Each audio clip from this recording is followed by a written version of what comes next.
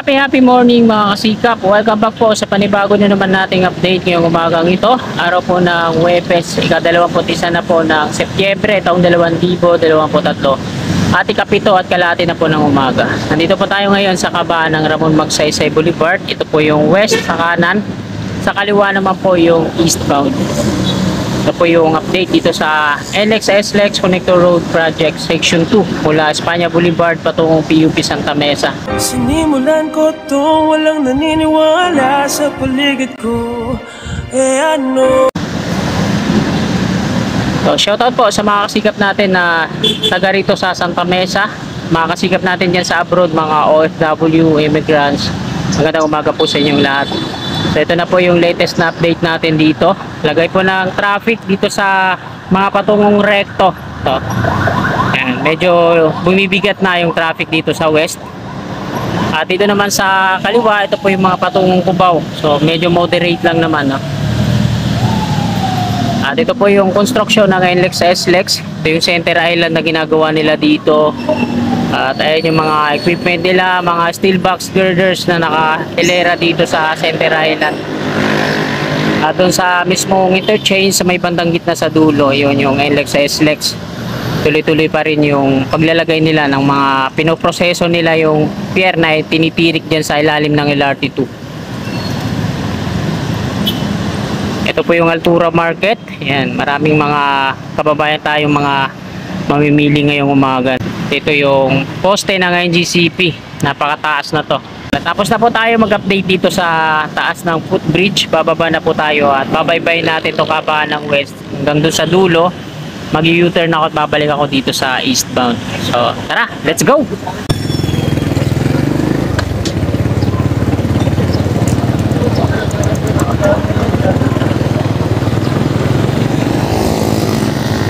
Dito na tayo mga kasikap sa kabaan ng west. At ito, silipin natin dito sa may center island. Ito yung mga steel box girders. Lalo pang dumami yung mga steel box girders dito. At ito yung dulo ng viaduct niya. So dito mga kasikap, ayan, nag-install na rin sila dito ng rebar cage. Ito yung gitna nila dito, nasasalo dito sa dulo ng viaduct ng NLEX dyan sa tawid. So ayan na, nagkakaroon na nga dito ng installation para sa rebar cage gamit tong mobile crane na to. So, hindi tayo magtatagal, baka masilip tayo. Tara, let's go! Ayan yung dulo ng viaduct ng NLEX. Ayan, patungo doon. So yung off-ramp, ayan, binubuldos na rin dito sa bahaging ito, no? Mekanto. At dito naman sa kaliwa, ito, winildingan ulit nila at yung mga pundasyon na yan, nilagyan ng mga steel matting. At ito nga yung iba, pinupormahan na nila, yan, oh. Yan. Hindi na nila binunot yung ano at binuwag yung ano, hindi na nila binuwag yung mga pile cap foundation, no? Nilagyan nilang ulit nila ng forma at pouring. Balik tayo dito. Dito lang ako mag-U-turn.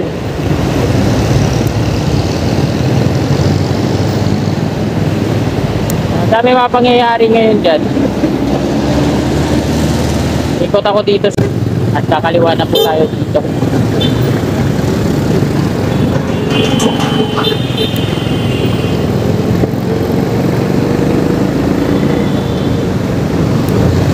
At nandito na tayo mga kasikap sa eastbound sa Ramon Magsaysay Boulevard.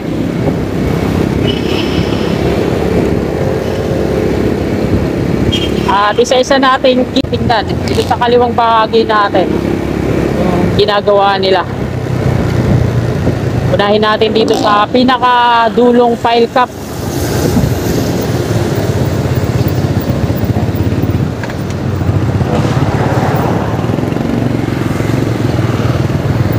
So ito yung pinakadulong pile cap. Kaya may sign na road closed. Nakapaikutan ng steel matting at naka-ready na rin yung forma na ilalagay dyan nandun sa taas. At mayroong equipment dyan na lagay. Tapos ito yung mga steel box girders. Ayan. Dami na, no? 1, 2, 3, 4, 5, 6. So, madami. Pati doon. Pati din dito, oh. Pinagdudugtong-dugtong lang yan, mga kasikap. At ayan yung ilalagay nila dyan sa viaduct na patawid dito sa ilalim. So, dito ako sa gilid sa kanan. Tingnan natin yung pag-install dito dyan ng ano. Si ano to, si vlogger. Vlogger to, si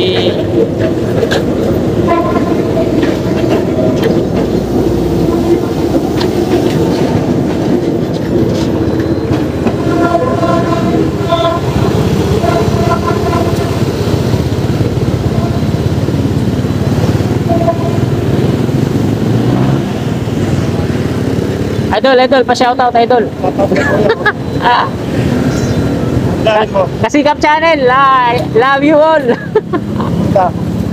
Ayun, nagre-river na, nagtitirik na sila ng river cage dyan sa may LRT to, gitna, oh. Dito, pupurik. Oh. Ano channel mo, Idol? Ay, channel mo, Idol? Serbal Ayala. Oh, Serbal Ayala, wala to. Viewer ako niyan.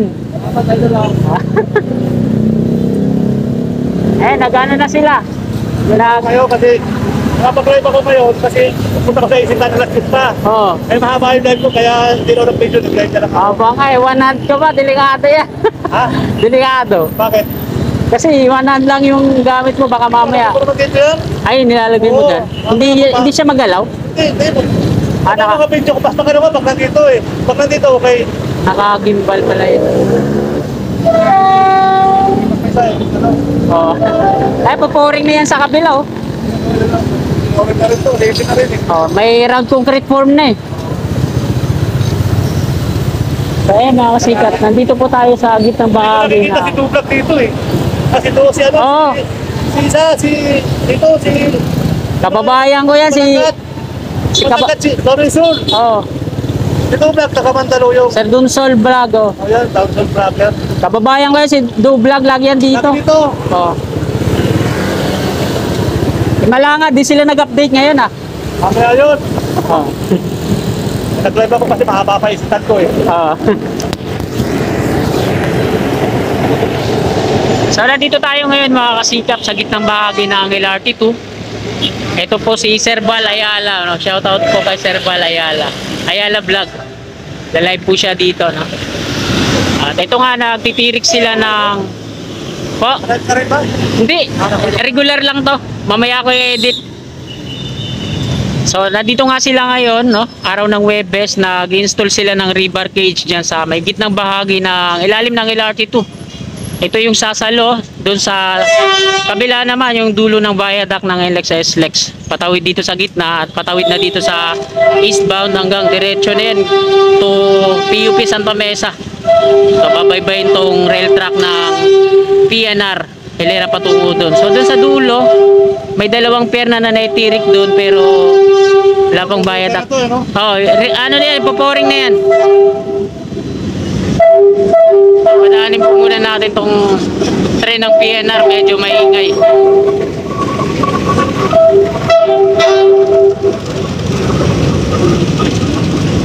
So, mga kasikap, malapit na rin magkaroon ng closure tong tren ng PNR by December or January ata.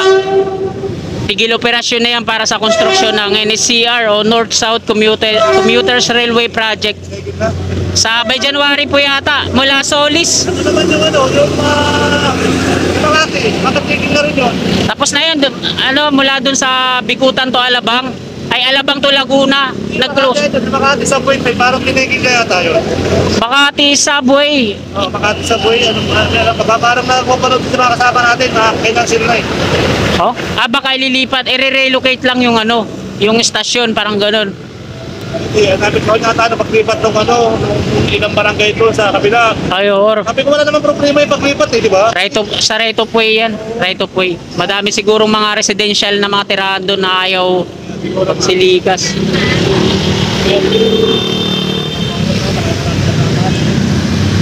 Kuha na ako ng pang thumbnail dito. Kung ito pala ito, wala kasi hindi na pwede tumahan malalaki sa sakyan si Baba, ano? Oo. Matama lang. Hindi, sa taas kasi, yung NSCR, yung, ano, viaduct ng PNR, sa taas sila. Dito, yan sa taas yung viaduct ng PNR. Oo. Dito sa baba yung NXS Lex, pangat dito sa ayan yung LRT2, sa pinakataas yung, ano, yung sa viaduct na railway ng PNR. Ibig sabihin mawawala to. Wala, wawala yan kasi interchange to dito eh. Gagawing malawak na interchange yan. Tapos yung dun sa kabila yung Altura Market, Oh. pati dito, magkakaroon pa ng road widening yan. Ibig sabihin yung Altura Market, mawawala. Tatapyasin yan lang, hatiin lang. Hatiin kasi magkakaroon ng widening, magkakaroon dun ng on-ramp eh. So sa kabila, sa west. Ayan yung kanto na yan dyan, yung bahay na yan. Ayan, pakalipakanan yung on-ramp dyan. Dire-diretso dun sa may kapilya ng iglesia. Yung on-ramp dun. Tapos yung off-ramp naman, ayan, yung binubuldos dun sa kanto. Diyan ang labas niyan. Ayun yung ramp niya eh. Ah, tama ka dyan kasi meron ka sa iglesia ng Oh. kanto, no? Ayun na yung ramp niya, tapos na eh. Tapos dito, papatagin to, ayusin yun. Palalawakin, gagawing ano, interchange. New Santa Mesa Interchange. Ibig sabihin, ang pinan, mawawalang biyahe. Oh, may January ata closure na yan. Wala nang biyahe yan hanggang matapos. Matapos. Oh, wala nang PNR. Pinan, pahinga mo. Kasi gagawin nilang ganito yan, oh. Mas mataas pa dyan sa LRT2, yung viaduct niya. Dito yan, dito sa banda yan, dito. Ayan, sa taas. Tapos diretso dun. Parang roller coaster nga yung design eh. Sobrang taas. Ang kagandahan niya kasi maganda yung view pag nakasakay ka nun kasi sobrang taas, di ba? Agad na naman patay marinig na kasi ayusin na, no? Kasi dun sa phase 1 tsaka phase 2, Malolos to Clark, malapit na ata mag-operasyon yun eh. Nakakatuwa naman. Tapos yung sa Alabang to Laguna, nauna magsarado yun eh. Di ba yung train na to hanggang Bikutan na lang yan? Ayun ang kagandahan pag fully operational na yan. Wala nang Saan natin pa naman kamutan tayo, Oo. nakabike. wala nang hinda-hinda yung computer sa sa baha, mga ganyan. Tuloy-tuloy pa rin yung biyahe. Nakakatuwa, makabayan, no? Ito pala eh. Nataasan pa ng pinar itong LRT, no? Oh, doon siya sa pinakataas. Ayun yung kable na ngayon, tataasan pa niya yan. Siyempre bawal siya sumayad diyan eh. Kaya mga pundasyon yan, parang bahay na, parang building na rin yung pundasyon yan. Kaya yung Algeciras dito, dire-diretso patungo doon, diyan yan dadaan eh. Didemolish. Daming mga matatamaang bahay dyan. Pati yung yung Antipulo, sa tao ba natin yun, itanggal din yun eh. Yung, Sila sa kaliwa, sa may Espanya, ayun nga, Algeciras yun eh. Algeciras Street yun eh. yari din yun Oo. eh. Ayun yung mapupuruan eh. Mapupuruan. May mga numbering na ngayon mga bahay doon, yung iba eh. Ayun nga, mapupuruan nga sila, nakuha ko na nakaraan. Sabi nga Oo. kuya, alisan dito eh, kasi para sa kasado ng pinar eh. Oo. Ang pinis lang pala yun, hanggang January na, no? Oo. Dapat diretsuin mo din doon, no, sa may Zamora Bridge. Yung section 2A naman yun ng Skyway Stage 3. Yung doon sa may Zamora Bridge. Dito, Doon ako galing? doon ka galing. Skyway pa yun. Section 2A yun. Diyan sila magdudugtong ng NLEX sa SLEX ito. Diyan sila maglilink. May dating mobile yung Oo. Section 2A yun mula doon sa Tomas Claudio sa may harapan ng PNR Biata Pandakan. Hanggang diyan sila sa lagpas sa may Sabi parang hindi ba yung bahay doon? kaya nga hindi sila makapag-start doon sa may harapan ng Biata Pandakan dahil wala pang nagigibang bahay, yung sa right of way problem eh. Kaya dito sila nagumpisa sa may PUP Santa Mesa sa tawid ng Zamora Bridge. Tawid ng yung pagkatawid ng ilog yan, wala na, bigibaan na yun, naman. Oo. Kaya hindi sila mag-start doon sa may harapan ng Pandakan kasi wala pa, di pa nagigiba yung mga bahay. Problema sa right of way. Kaya sabi ko mga kabayan sa mga viewers ko, lagi tayo may update na rito araw-araw kasi nandito tayo eh. Makandakan eh. Ang gara nga, akala ko nga gigibayin yung mga pile cap foundation na yan, yung mga bloke-bloke yung pundasyon. Hindi, dun sa kabila, winelding na lang paikot, tas Binuusan. binuhusan. Dito. Wala na, ganyang kalaki yan. Ito binuusan to eh, nakita ko to eh. Sa ilalim, binukay tapos binuusan. Oh, ito, ang tagal nilang ginawa to dito sa sobrang lalim ng pundasyon. Kita mo na, nalagpos din bumaba ng aros, oh. Oo. Mabase. Kaya, tinipay dito.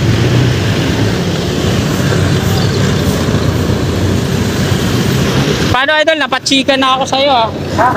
Napatsika na ako sa'yo. Oo, Shoutout na lang ako dyan. So ayan, mauna na po ako, Kasikap Channel. Tingnan. Mauna na po ako, salamat po.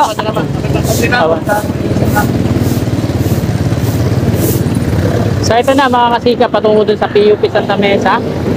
Ito yung pangalawang pier. Meron ng forma. Pakunang ko lang ulit.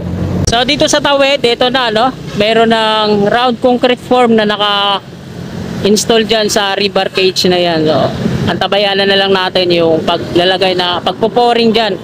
So meron siyang sumobra, pinawasan. Ito yung round concrete form na bahagi dyan. Tapos doon naman sa Tawid, ayun, nag-install na sila ngayon ng rebar cage sa may gitna. Baka itong sobra na round concrete form, doon na isasaklob yun sa gitna. Yan. So natapos na po tayo sa ating update ngayong umaga. Maraming salamat po sa mga kasikap natin na patuloy na sumusuporta sa aking YouTube channel.